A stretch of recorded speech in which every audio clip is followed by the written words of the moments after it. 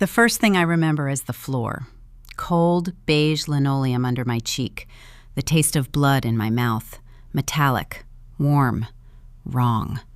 My hands were wrapped around my belly, around the tiny life growing inside me, and all I could think was, please, God, not the baby, not my baby.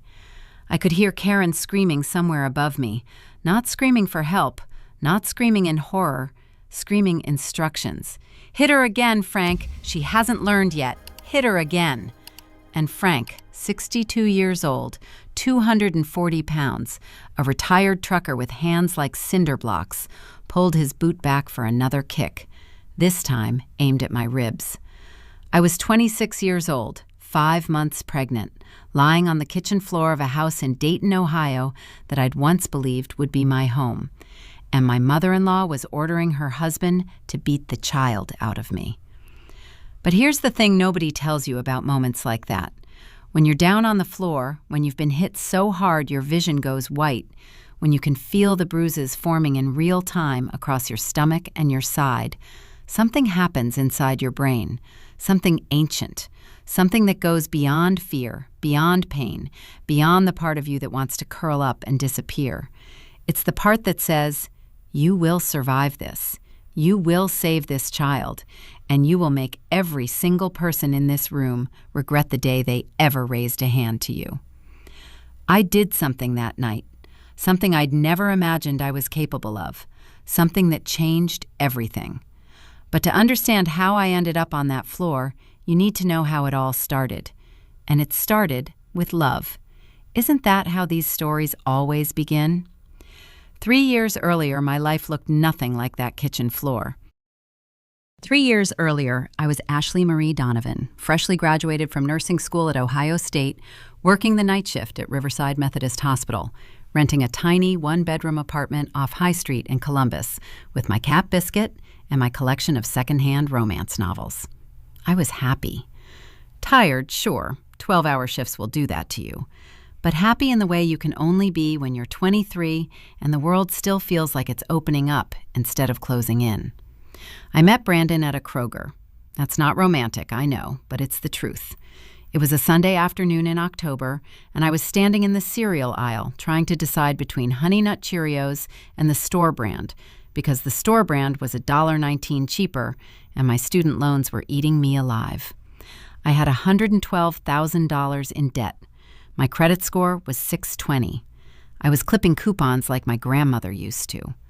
Go with the Cheerios, a voice said behind me. Life's too short for off-brand cereal. I turned around, and there he was, Brandon Michael Holt. 6'1", brown hair that fell across his forehead in a way that made him look like he'd just woken up, this crooked smile that pulled higher on the left side. He was wearing a flannel shirt and holding a basket with exactly 3 items in it: a gallon of milk, a pack of ground beef, and a 6-pack of Sam Adams. Easy for you to say, I told him. You're not the one paying an extra $1.19. He laughed. Not a polite laugh, a real one. Tell you what, I'll buy you the Cheerios if you tell me your name. That's the worst pickup line I've ever heard. Is it working? I looked at him, really looked at him, and I felt something I hadn't felt in a long time. A spark.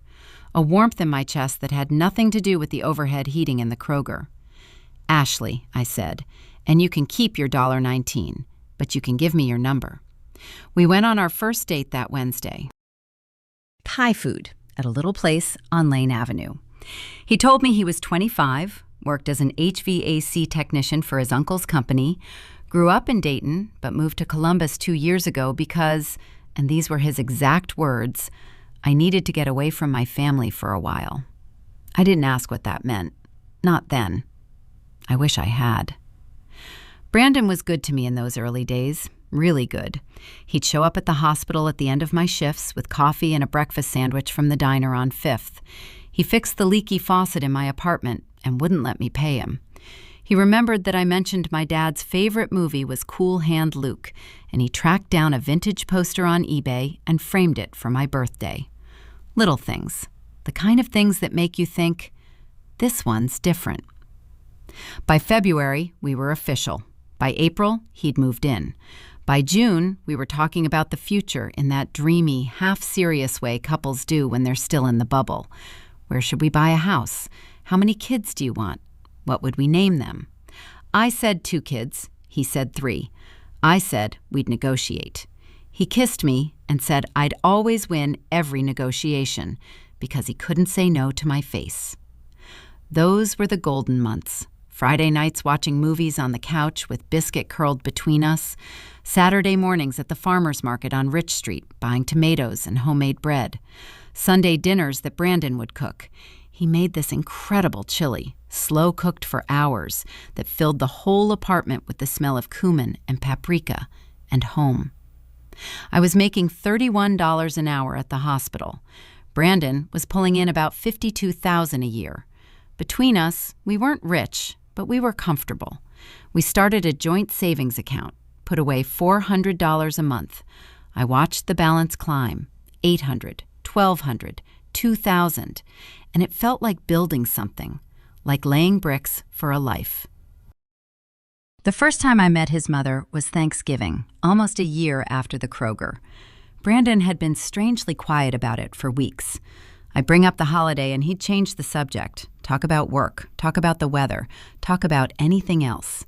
Finally, about 2 weeks before Thanksgiving, I sat him down on the couch and said, "Brandon, I want to meet your family. It's been a year. I love you.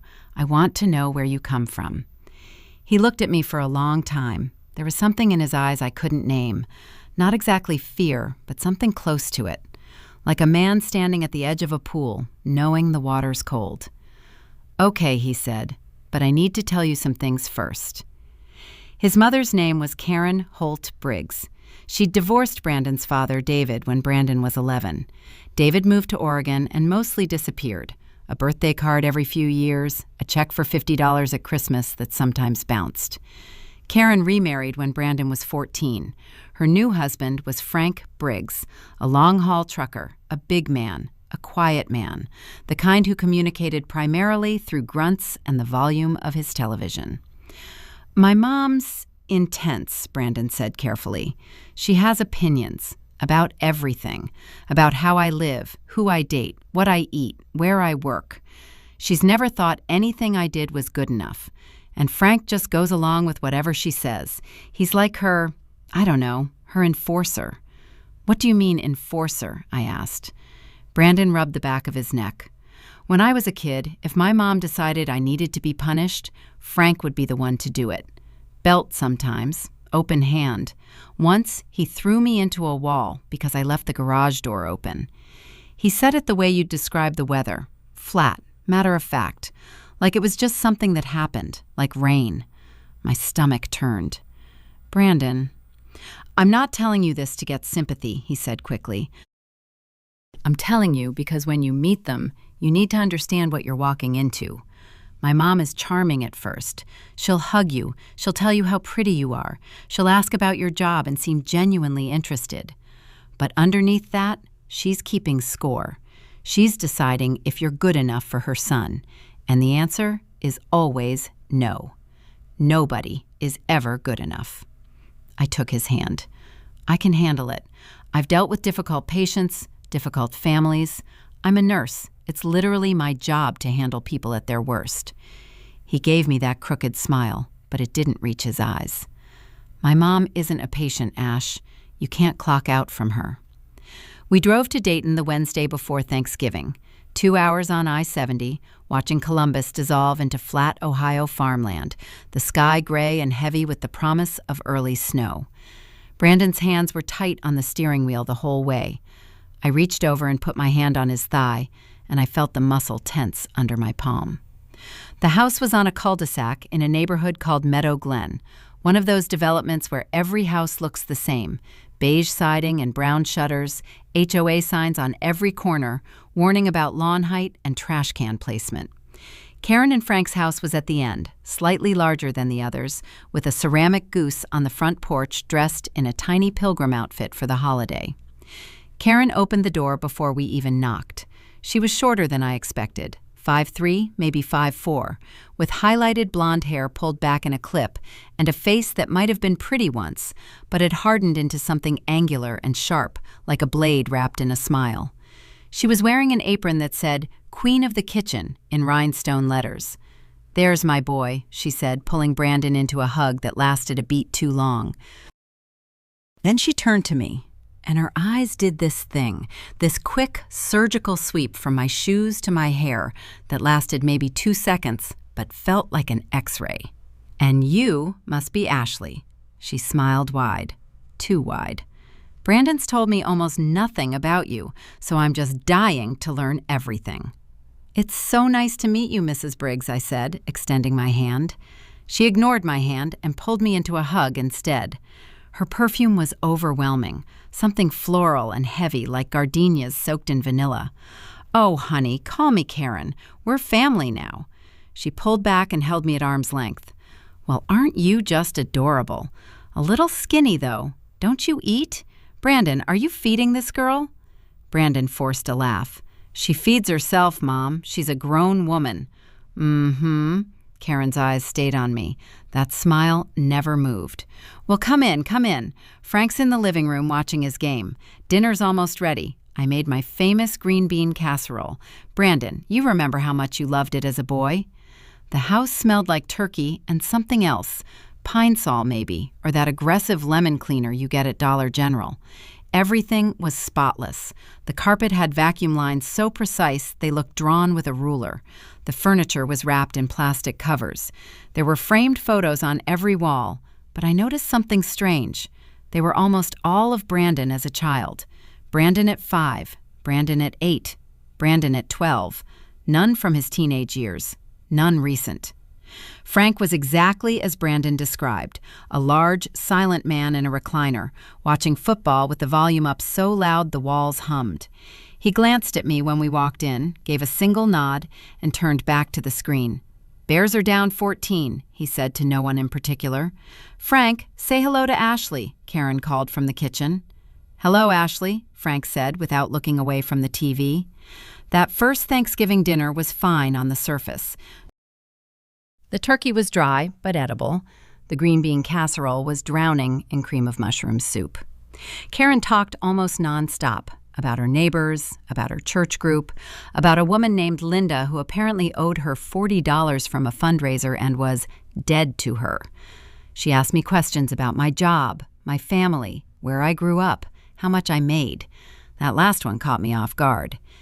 "If you don't mind me asking," she said, spearing a piece of turkey with her fork, "what does a nurse make these days? I hear it's not what it used to be." "Mom," Brandon said quietly. "What? I'm just curious. It's not rude to talk about money. Only poor people think it's rude to talk about money." "I do fine," I said, keeping my voice steady. "I'm comfortable." Karen tilted her head. "Comfortable. That's a nice word for it." She smiled again, that blade smile, and changed the subject to her garden. Later that night, as we lay in the guest bedroom on a mattress that felt like a slab of concrete, Brandon whispered, "See, she's already sizing you up." "It wasn't that bad," I whispered back. "It's always not that bad at first. That's how she works. She starts slow." I stared at the ceiling, listening to the house settle around us, the tick of a clock somewhere, Frank's distant snoring, the wind outside pressing against the windows. And for the first time, I felt something I couldn't quite name. Not fear, not yet, but a kind of awareness, like when you're walking through the woods and the birds suddenly go quiet. Something was watching. Something was waiting. And I had absolutely no idea what was coming. We survived that first Thanksgiving. At least, that's what I told myself.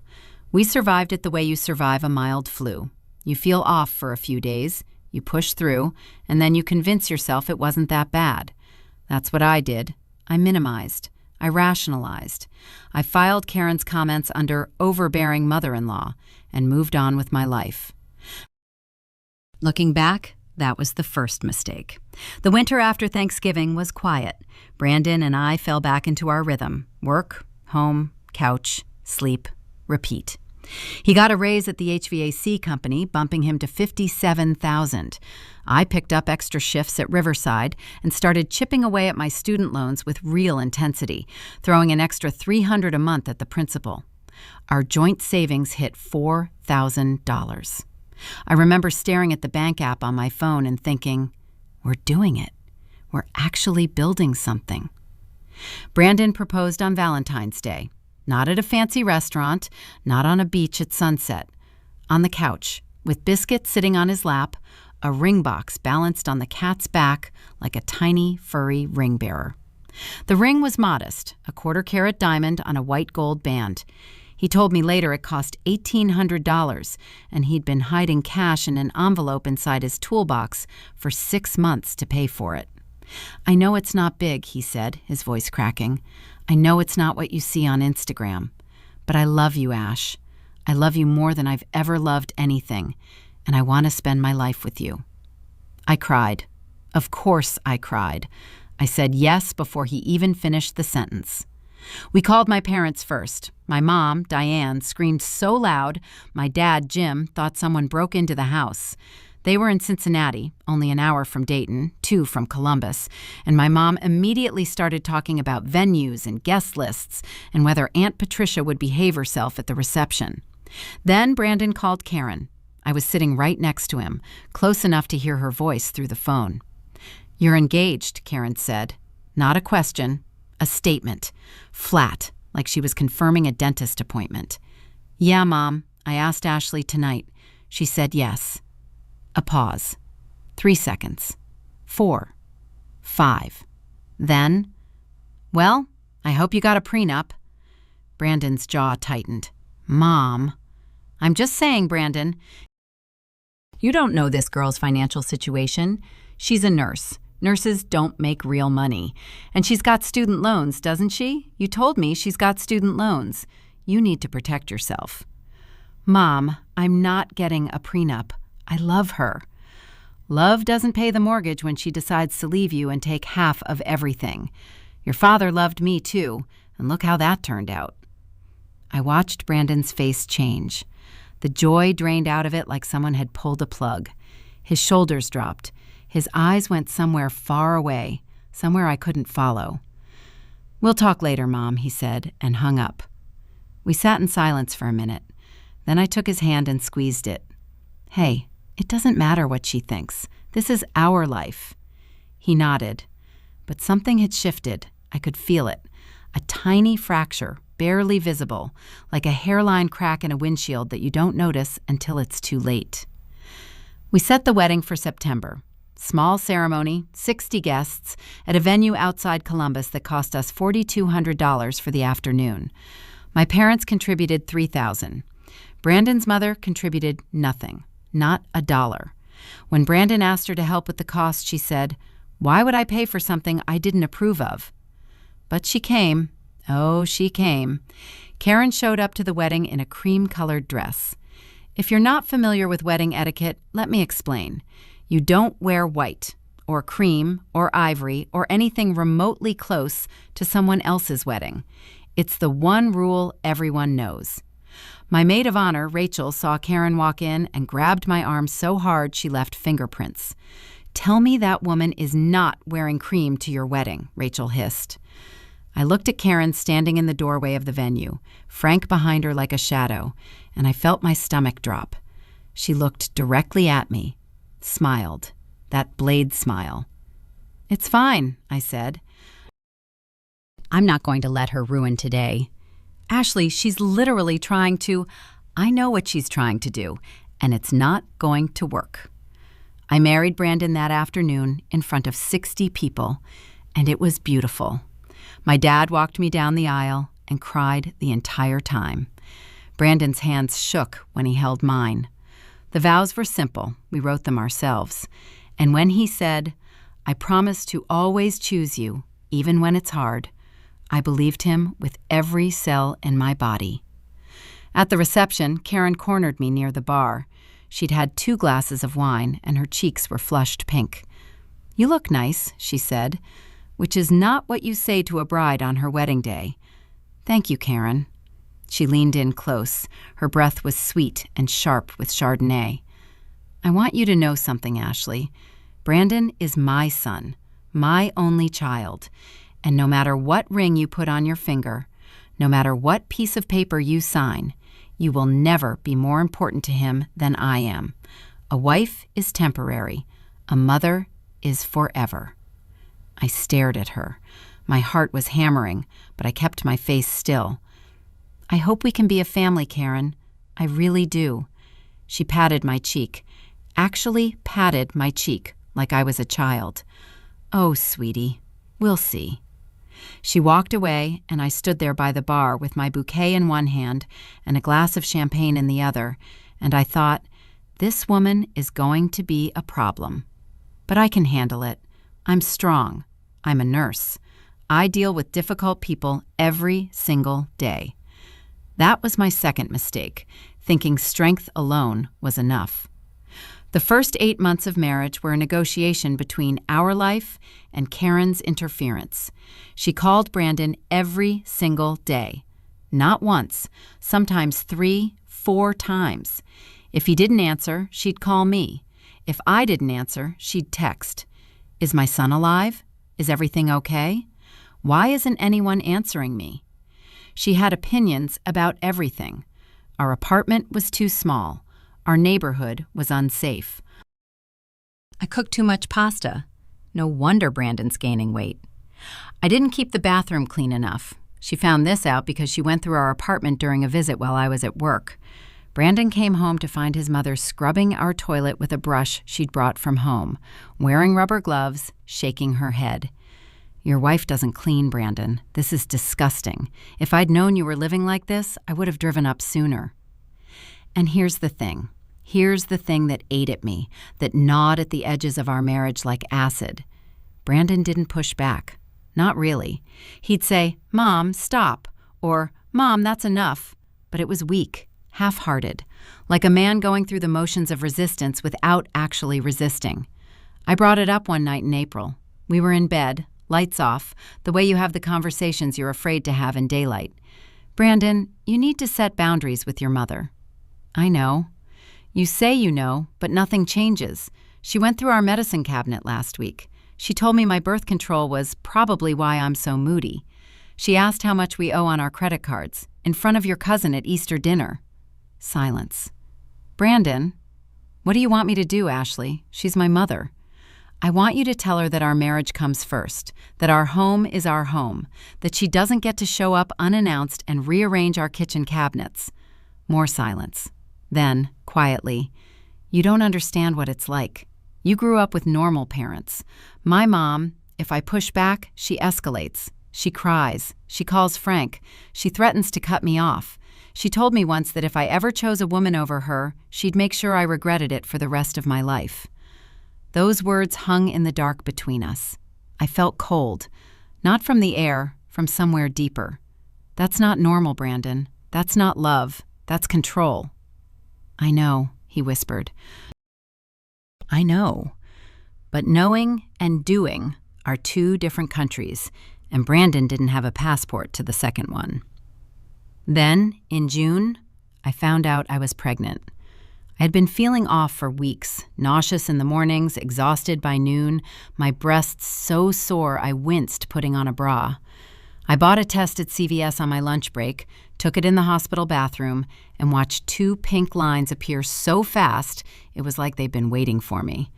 I drove home in a daze. Brandon was on the couch watching baseball. I stood in the doorway of the living room, holding the test behind my back, and said, "How do you feel about being a dad?" His face went through 5 emotions in 2 seconds: confusion, realization, shock, terror, and then joy. Pure, blinding joy. He jumped off the couch and picked me up and spun me around, and Biscuit fell off the armrest in protest, and we laughed until we cried. "We're having a baby," he kept saying. "We're having a baby." For 3 days, it was perfect. We lay in bed and whispered about names: Emma, Olivia, Liam, Noah. We calculated finances. With my insurance through the hospital, delivery would cost about $2,200 out of pocket. We had $6,000 in savings now. We'd be fine, more than fine. Then Brandon told Karen. She called me 45 minutes later. I was at work, just finishing charting on a patient, and I stepped into the break room to take the call. "So," Karen said, "you're pregnant." "I am. We're really excited." "I need you to listen to me very carefully, Ashley." Her voice was different, not the usual passive-aggressive sweetness. This was cold, surgical. "That baby is a Holt, my grandchild, and I am going to be involved in every single decision. The doctor, the hospital, the name, the nursery, everything. Do you understand me?" My hand tightened around the phone. "Karen, Brandon and I will make those decisions together. No, you will not shut me out. I've already lost my son to you. I will not lose my grandchild." "Nobody's losing anyone. I'm coming to Columbus this weekend. We need to sit down and talk about how this is going to work. And Ashley, don't bother trying to talk Brandon out of it. I've already told him, and he agreed." She hung up. I stood in the break room with fluorescent lights buzzing overhead, my scrubs smelling like antiseptic, and I felt something shift inside me. Not the baby, it was too early for that. Something else. A wall going up. A line being drawn. I called Brandon. "Did you tell your mother she could come this weekend and plan our baby's life?" A pause. "She was really upset, Ash. She was crying. She said she felt left out. I told her she could visit, that's all." "That's not what she said to me. She said she's making decisions about our child, the doctor, the hospital, the name." "She's exaggerating. You know how she is." "Do I? Because it sounds like she's not exaggerating at all. It sounds like you gave her permission to take over, and now I'm supposed to just go along with it. Can we not fight about this? Please? You're pregnant. You shouldn't be stressed." I almost laughed. Almost. "Brandon, your mother is the stress, and until you figure that out, this is only going to get worse." He promised to talk to her, to set boundaries, to make it clear that we, he and I, the parents, would make the decisions. I wanted to believe him. I needed to believe him, because the alternative was too terrifying to face, that I was married to a man who would always, always choose his mother over me. Karen came that weekend. She walked into our apartment with a binder, an actual 3-ring binder, tabbed and color-coded, filled with printouts about obstetricians in the Dayton area, nursery layouts, baby name rankings, and a birth plan she'd written herself, for my body, for my birth. "I've done the research," she announced, setting the binder on our kitchen table like a general presenting battle plans. "There's a wonderful OB in Dayton, Dr. Whitfield. He delivered Brandon, and he's still practicing. I've already called his office. They can take you as a patient." "Karen, I have an OB here in Columbus, Dr. Patel. I've already had my first appointment." Karen's eyes narrowed. "Dr. Patel, where is he from?" I felt my blood pressure spike. "She. Dr. Patel is a she, and she's from Cleveland." Karen flipped open the binder. "Well, I still think Dayton makes more sense. You'd be closer to family." "My family is in Cincinnati. My life is in Columbus. My job is in Columbus." Karen looked at Brandon. That look. The one that said, "Fix this, control your wife, make her obey." I'd seen it before, but never this naked, never this bold. Brandon rubbed the back of his neck. "Mom, Ashley's doctor is fine. She's comfortable with Dr. Patel." "Comfortable isn't the same as safe, Brandon." "She's a nurse, Mom. She knows what she's doing." Karen slammed the binder shut. The sound cracked through the apartment like a gunshot.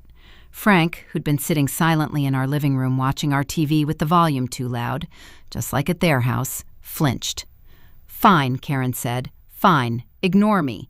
Ignore the woman who raised you, who sacrificed everything for you. Just remember this moment, when something goes wrong and you wish you'd listened." She picked up the binder and walked out. Frank followed without a word. They drove back to Dayton, and the apartment felt like a balloon after the air's been let out, deflated, limp, exhausted. I thought that was a victory. I thought we'd held the line. But 2 weeks later, Brandon came home from work and sat down across from me at the kitchen table with an expression I'd never seen before. sheepish, guilty, the face of a man about to confess something. "I need to tell you something," he said, "and I need you to not get mad." My stomach dropped. "What did you do?" "My mom called today. She was crying. She said she's been having chest pains. She thinks it might be her heart. She asked," he swallowed, "she asked if we could move to Dayton. Just temporarily, just until the baby comes, so she can be close, so she can help." "And what did you say?" He couldn't look at me. He stared at the table, at his hands, at the salt shaker, anywhere but my face. "Brandon, what did you say to her?" "I said I'd talk to you about it." "That's not a no. It's not a yes, either." I stood up. My chair scraped against the floor. "I am not moving to Dayton. I am not leaving my job, my doctor, my life to go live in your mother's orbit so she can control every second of this pregnancy.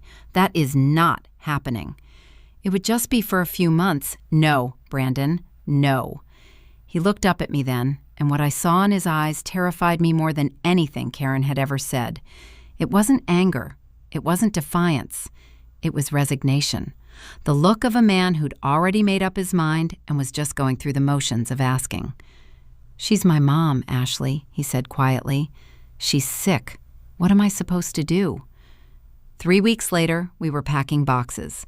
Brandon gave our landlord 30 days' notice. I requested a transfer to Miami Valley Hospital in Dayton, a step down from Riverside, a smaller unit, worse hours, $2 less per hour.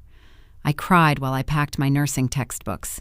Biscuit sat on top of the moving box and stared at me with those unblinking green eyes. And I swear, that cat knew. He knew we were making a terrible mistake.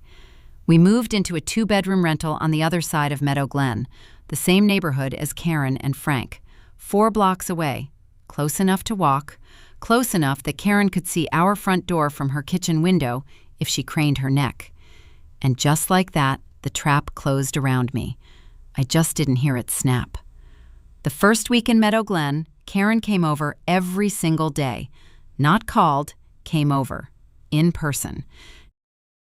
At 7 in the morning, before I'd even brushed my teeth, I'd hear the doorbell, followed immediately by the sound of a key in the lock, because Brandon had given her a key.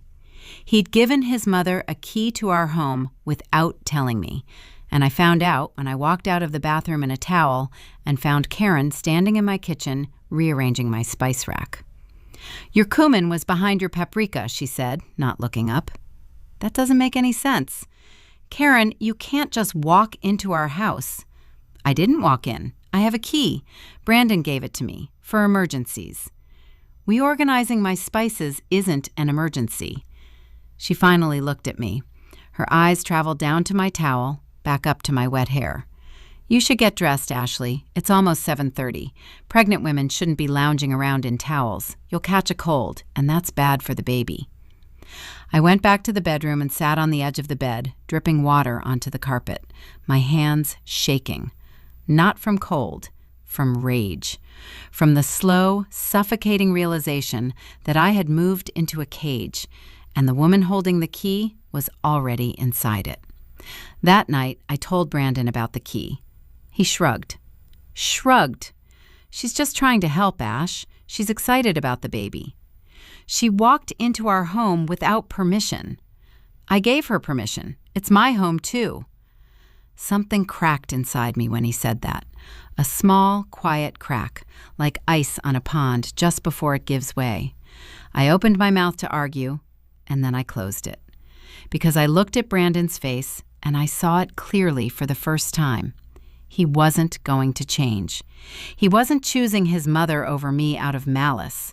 He was choosing her because he'd been trained to, the way a dog is trained to sit, through years of punishment and reward, fear and guilt, until obedience becomes reflex.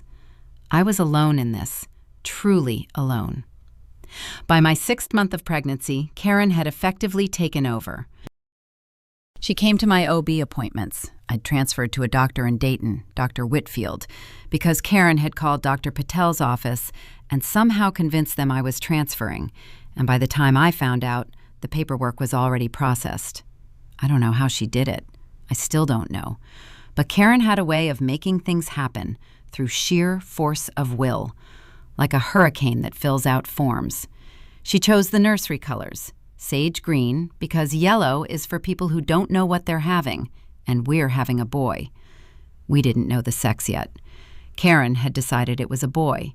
She bought boy clothes. She bought a crib, without asking, and had Frank carry it into our spare bedroom while I was at work. I came home to a fully assembled nursery I hadn't chosen, painted a color I hadn't picked, filled with clothes for a gender we hadn't confirmed. I stood in the doorway of that room and cried. Not pretty movie star crying, the ugly kind. The kind where your face crumples and snot runs down your lip, and your whole body shakes with the effort of holding in a scream. Brandon found me there 20 minutes later. He put his arm around me and said, "She just wants to be involved." I pulled away from him. "She's not involved, Brandon. She's in control. There's a difference." "You're being dramatic." That word, dramatic, it landed like a slap. Because that's what they always say, isn't it? When a woman is drowning and she dares to wave her arms, she's being dramatic. When she says the water is rising and no one will listen, she's overreacting. When she screams for help, she's hysterical. I stopped screaming after that. I stopped fighting. I went quiet. And that was the most dangerous thing I could have done, because when you go quiet, people assume you've accepted it. They think they've won. My shifts at Miami Valley were brutal. I was on my feet for 10 hours at a stretch, my ankles swelling, my back aching, the baby pressing against my bladder so hard I had to pee every 40 minutes. I was making $29 an hour now, $2 less than Columbus, and every paycheck felt like a reminder of what I'd given up. Our savings account had stopped growing. Between the move, the rental deposit, and the nursery supplies Karen kept buying and then billing us for, yes, billing us, she'd text Brandon itemized lists. Crib, $340. Changing table, $189. Onesies, $67. Total, $596. You can Venmo me. We were barely breaking even. I stopped calling my mom. I stopped calling Rachel. I stopped calling anyone. Karen had installed herself as the gatekeeper of my social life without me even realizing it. If my phone rang, she'd ask who it was. If I went out, she'd ask where. If I came home late from a shift, she'd be sitting in our living room, she let herself in always, watching the clock. 20 minutes late, she'd say. I was worried. I was at work, Karen. You should call when you're going to be late. What if something happened? What if the baby is fine. I'm fine. You don't look fine. You look tired. Are you sleeping enough? Are you eating? I brought over a casserole. It's in the fridge. The one you had in there was expired. I threw it out. She threw out my food. She threw out my food and replaced it with hers. And when I opened the fridge, it was full of Karen's Tupperware, labeled in her handwriting, dated, organized by meal type. My leftovers, my snacks, my comfort food, gone. Replaced by her green bean casserole, her meatloaf, her potato soup. Even my refrigerator wasn't mine anymore. I was 7 months pregnant when I found Brandon's phone on the kitchen counter, open to a text thread with Karen. I didn't mean to read it. I wasn't snooping. The screen was lit up and my eyes landed on my name. Karen. She's getting worse, moody, ungrateful. I do everything for that girl, and she acts like I'm the enemy. I know, Mom. I'll talk to her. You need to control your wife, Brandon. I raised you better than this. If she can't respect the family, maybe she doesn't belong in it. She's just stressed. The pregnancy is hard on her. The pregnancy is hard on all of us. I've reorganized my entire life around this baby. The least she can do is show some gratitude. You're right. I'm sorry. And another thing. After the baby comes, I want them here 3 days a week, at my house, so I can bond properly. A child needs its grandmother. That might be hard to arrange with Ash's schedule. Then she needs to change her schedule. Or quit. A mother should be home with her baby anyway, not running around a hospital. I stayed home with you. It's what good mothers do. I'll bring it up. I put the phone down. My hands were steady. My breathing was calm. and inside me, something had gone very, very cold. He was reporting to her. Every fight we had, every tear I shed, every frustration I voiced, it went straight to Karen. She wasn't just his mother, she was his commanding officer, and I was the hostile territory they were managing together. I didn't confront him, not then, because I had nowhere to go. I was 7 months pregnant, making $29 an hour in a city that wasn't mine, with no friends nearby, no family closer than an hour's drive, and a husband who'd already chosen his side. That night I lay in bed and did something I hadn't done in months. I did math. Real math. Survival math. I had a personal checking account with $1,100 in it. Our joint savings had about $4,800. I had no credit card debt, but $104,000 left on my student loans. My car was paid off, a 2016 Honda Civic with 131,000 miles. If I left, I could maybe afford first and last month's rent on a studio apartment in Columbus. Maybe. But I was 7 months pregnant. Who rents to a woman 7 months pregnant with no local job lined up? I was trapped. Financially, geographically, emotionally, every exit was blocked, every door was locked, and Karen had the only key. 2 weeks later, the night that changed everything. It was a Tuesday. I remember because Tuesdays were my day off, and Karen always scheduled herself into my days off. This time, she'd insisted we come to her house for dinner. A family dinner, she called it. Just the 4 of us. I'm making pot roast. I didn't want to go. My feet were swollen, my back was on fire. The baby was sitting low and heavy, pressing on nerves I didn't know I had. But Brandon said we had to go, and I was too tired to fight. We walked in at 6. The house smelled like beef and onions and that aggressive pine sol. Frank was in his recliner. The TV was on, some action movie, explosions rattling the speakers. Karen was in the kitchen in her queen of the kitchen apron, stirring gravy.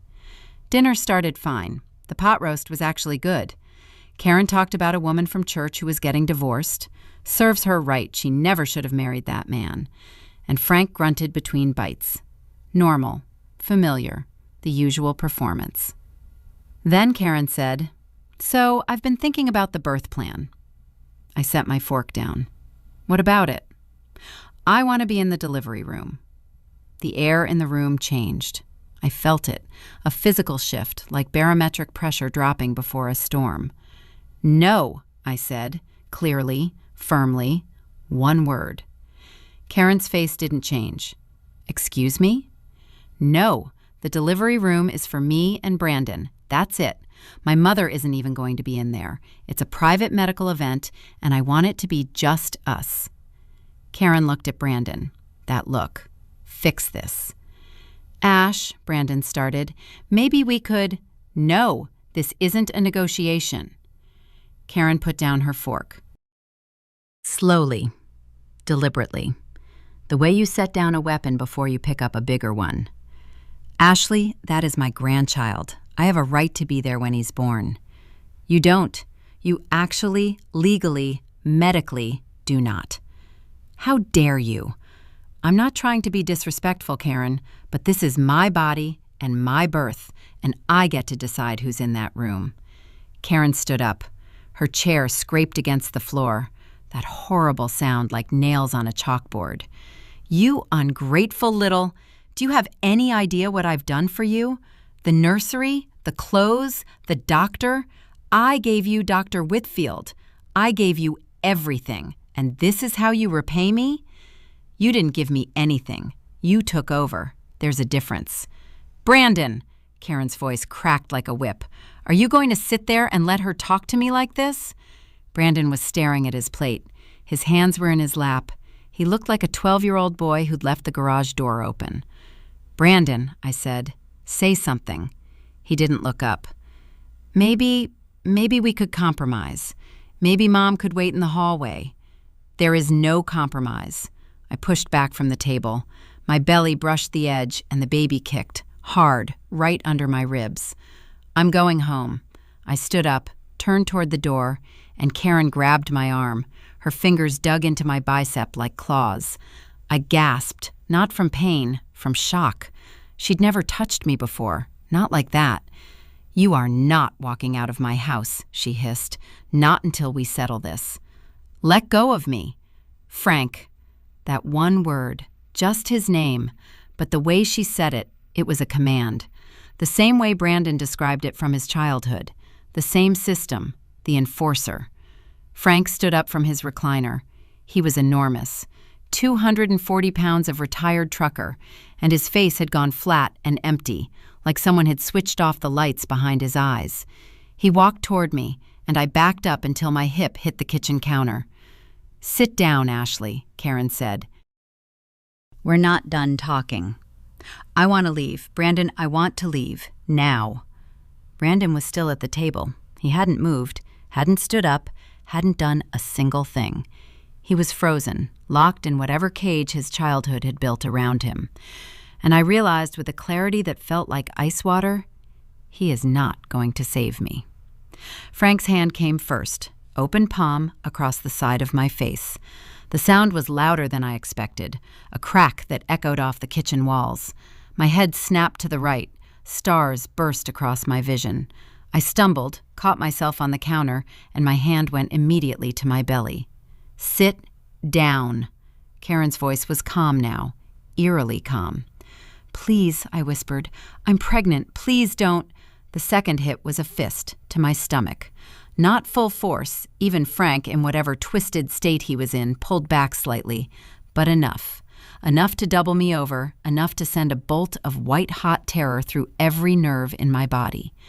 I dropped to my knees on that cold beige linoleum. "That's not enough for her. Hit her more," Karen screamed. And I heard it then, joy in her voice, satisfaction, like this was what she'd wanted all along. Frank kicked me in the ribs. I felt something shift, not break, but shift, and the pain was so bright and sharp that my vision went white. I curled around my belly on the floor, both arms wrapped tight, and I could feel the baby moving inside me, moving and kicking, alive, alive, still alive. And then something happened, something I described at the very beginning of this story, that ancient thing, that primal switch that flips when you realize no one is coming to save you, and you either survive by your own hand or you don't survive at all. I looked up from the floor. Karen was standing over me. Frank was pulling his boot back again. And Brandon was in the doorway of the kitchen now, standing, finally standing, but his face was white and his mouth was open, and he was doing nothing. Absolutely nothing. My hand found the counter above me. I pulled myself up. My ribs screamed. My face throbbed. My stomach ached with a deep, pulsing fear. But I was standing. And on the counter, 6 inches from my right hand, was Karen's cast iron skillet, still warm from the gravy. I grabbed it. The weight of it, 8, maybe 9 pounds, settled into my hand like it had been waiting for me. Frank saw it and hesitated. Just a fraction of a second. Just enough. "If you touch me again," I said, and my voice didn't sound like mine. It was low, steady, someone else's voice, someone made of iron and fire. "I will put you on the floor, and then I will call the police, and then I will make sure every single person in this room spends the night in a cell." The kitchen went silent. The TV was still blaring in the living room, gunshots, car chases. But in that kitchen, no one breathed. Karen's mouth opened, closed, opened again. "Put that down, Ashley. You're being dramatic," I laughed. It was a terrible sound. "Call the police and tell them the dramatic pregnant woman defended herself. See how that goes for you, Karen." I backed toward the front door, skillet raised, my other arm around my belly. No one followed me. I grabbed my purse from the hook by the door, pulled out my car keys, and walked into the November night in Dayton, Ohio, with no coat, no plan, and blood drying on my lip. I got in the Civic, locked the doors, started the engine, and for 30 seconds I just sat there, shaking so hard the steering wheel rattled under my hands. Then I picked up my phone and did the one thing I should have done months ago. I called my mother. "Mom," I said when she answered, "I need help. I need you to come get me, and I need a lawyer." My mother picked up on the second ring. It was almost 9 o'clock on a Tuesday night, and I could hear the TV in the background, my dad watching Jeopardy, the way he did every evening at that hour. "Ashley? Honey, what's wrong?" I couldn't get the words out at first. They were stuck behind the blood in my mouth, behind the trembling in my jaw, behind the part of my brain that was still trying to process what had just happened. I sat in that Civic in Karen's driveway with the engine running and the doors locked and the November cold pressing against the windows, and I tried to speak. "Mom, Frank hit me. Karen told him to hit me. I'm bleeding. The baby, I don't know if the baby's okay." Silence. 1 second. 2. Then my mother's voice, and it was a voice I'd never heard from her before. Not the warm, soft voice that sang me lullabies, not the worried voice that called me every Sunday. This was steel. Pure, cold steel. "Where are you right now?"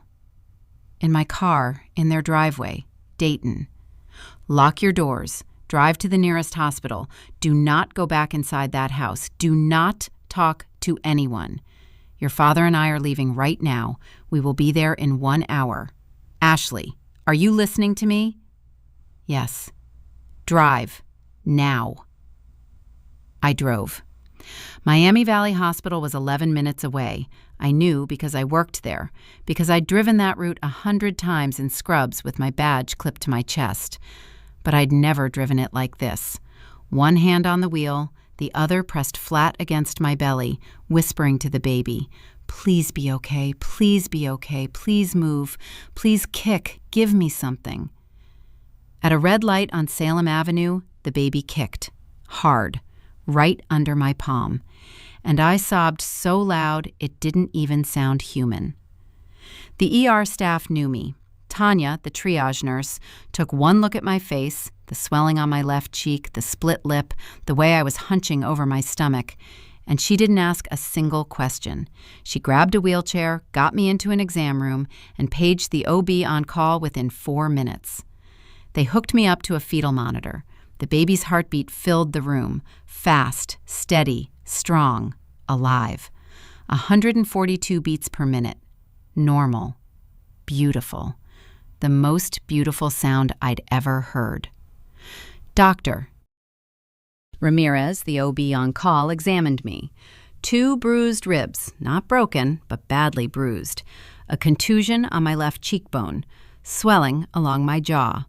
Bruising on my abdomen that would turn purple by morning. She looked at me over her glasses and said, very quietly, "Ashley, I need to ask you what happened." My mother-in-law's husband hit me. My mother-in-law told him to do it. I'm 7 months pregnant. "I'm going to call the police. Is that okay with you?" "Yes, please." The Dayton PD sent 2 officers, Officer Reyes and Officer Kim. They were patient, thorough. They photographed every bruise, every mark, every swollen inch. They recorded my statement on a body camera. I told them everything. The argument about the delivery room, Karen grabbing my arm, Frank hitting me across the face, the punch to my stomach, the kick to my ribs, Karen screaming for more. "Was your husband present?" Officer Reyes asked. "Yes." "Did he participate in the assault?" "No, he stood there. He watched." Officer Reyes wrote something in his notebook. "Did he try to stop it?" I closed my eyes. No. My parents arrived at 10:15. My dad came through the ER doors first.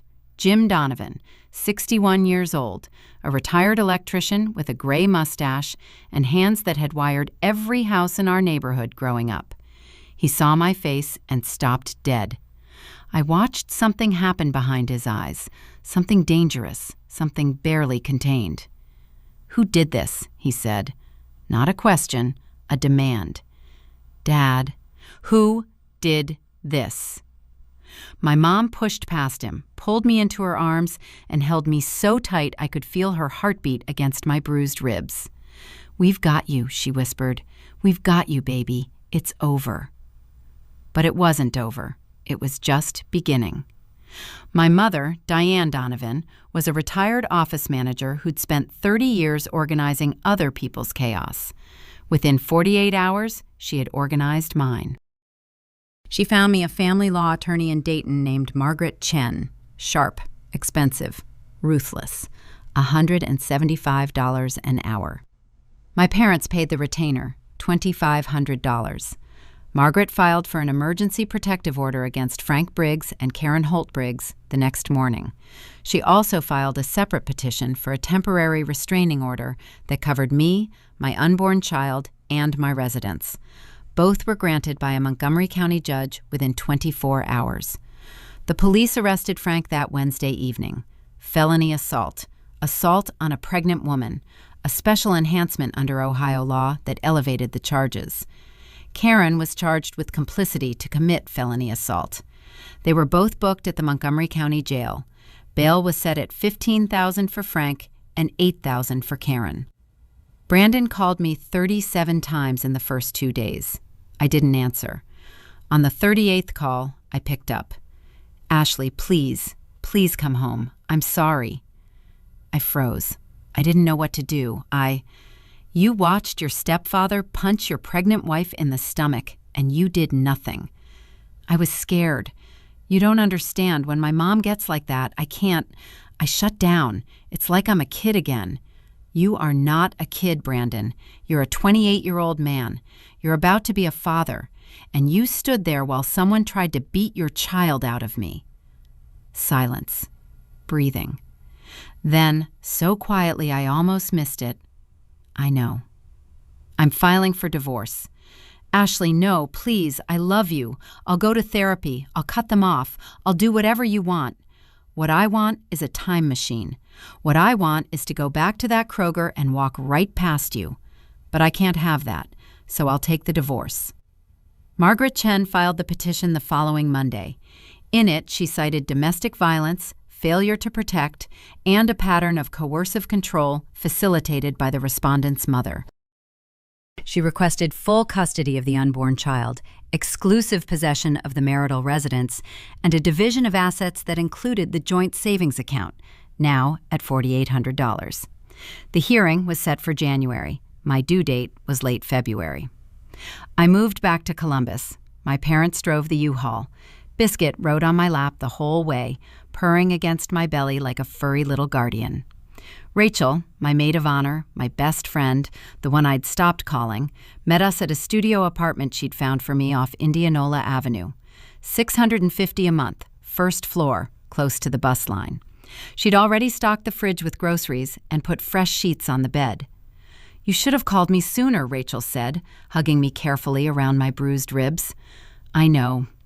I would have come. You know that, right? I would have driven to Dayton and dragged you out of there myself." "I know. I was ashamed."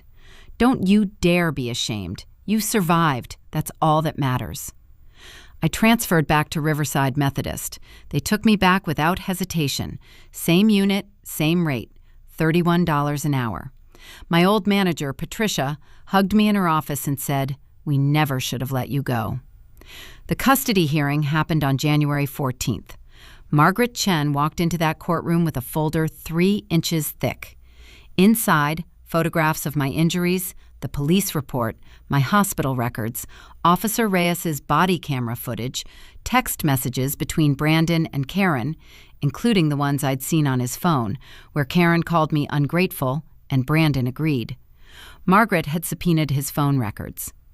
Brandon showed up with a court-appointed attorney. He looked thin, pale, like a man who hadn't slept in weeks. He didn't look at me, not once. Karen and Frank were not present. Their own attorney had advised them to stay away, given the pending criminal charges. But their shadow hung over that courtroom like smoke. Margaret presented the evidence methodically: the assault, the pattern of control, Brandon's failure to intervene. The text messages, the financial manipulation, Karen billing us for nursery items, the forced move to Dayton, the pressure to quit my job.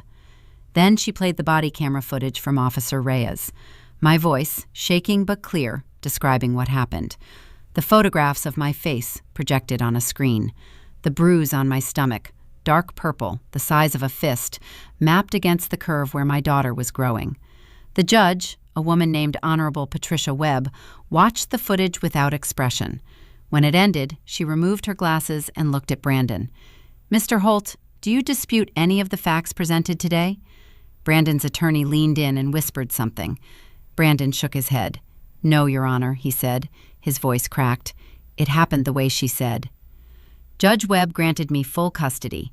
Brandon was given supervised visitation, 4 hours per week at a court-approved facility, no contact with Karen or Frank during visits.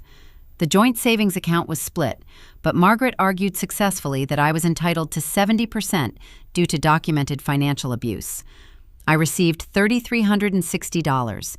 Brandon got $1,440. The divorce was finalized in March, 3 weeks after my daughter was born. Her name is Emma Diane Donovan, 7 pounds, 4 ounces, born at Riverside Methodist Hospital in Columbus, Ohio, delivered by Dr. Patel, my doctor, the one I chose, with my mother holding my left hand and Rachel holding my right. She came into the world screaming, red-faced and furious, and when they placed her on my chest, I felt something click into place inside me, like a lock finding its key, like a bone setting after a break. I looked down at her scrunched-up face and I whispered, "I kept you safe. I kept us safe."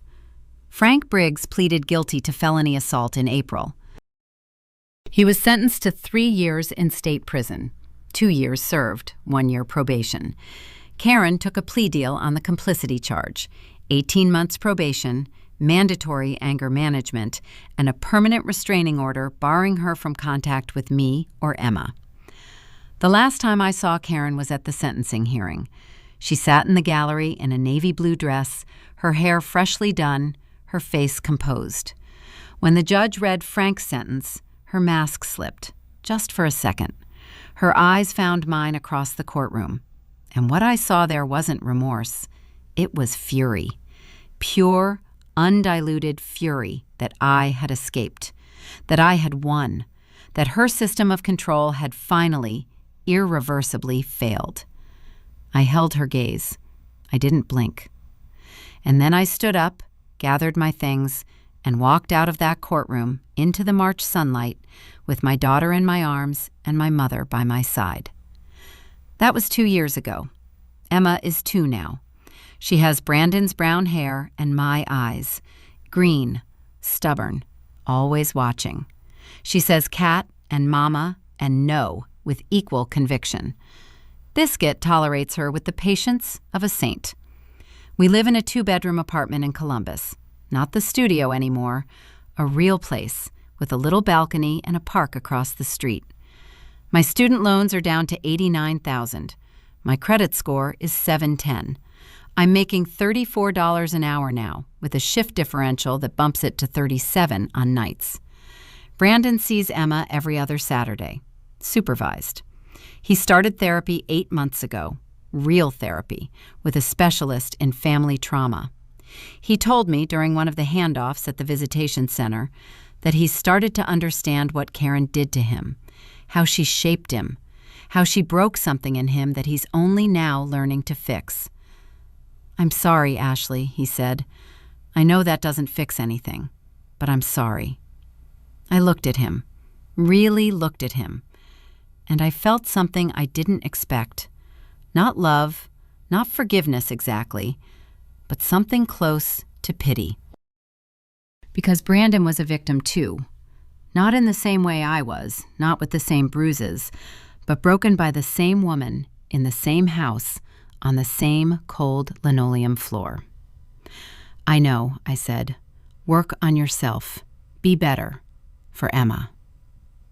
People ask me sometimes, friends, coworkers, my therapist, how I found the strength to grab that skillet, to walk out that door, to rebuild from nothing. And I always give the same answer. It wasn't strength. It was math. Survival math. The same kind I did lying in bed at 7 months pregnant, counting dollars and exits. When I was on that floor, I calculated the odds. Stay down and maybe die, or stand up and definitely live. The math was simple. The execution was the hardest thing I've ever done. I don't tell this story for sympathy. I tell it because somewhere, right now, there's a woman on a cold floor with her arms around her belly, and she thinks she's trapped. She thinks there's no way out. She thinks she's not strong enough. She is. The math is simple. Stand up.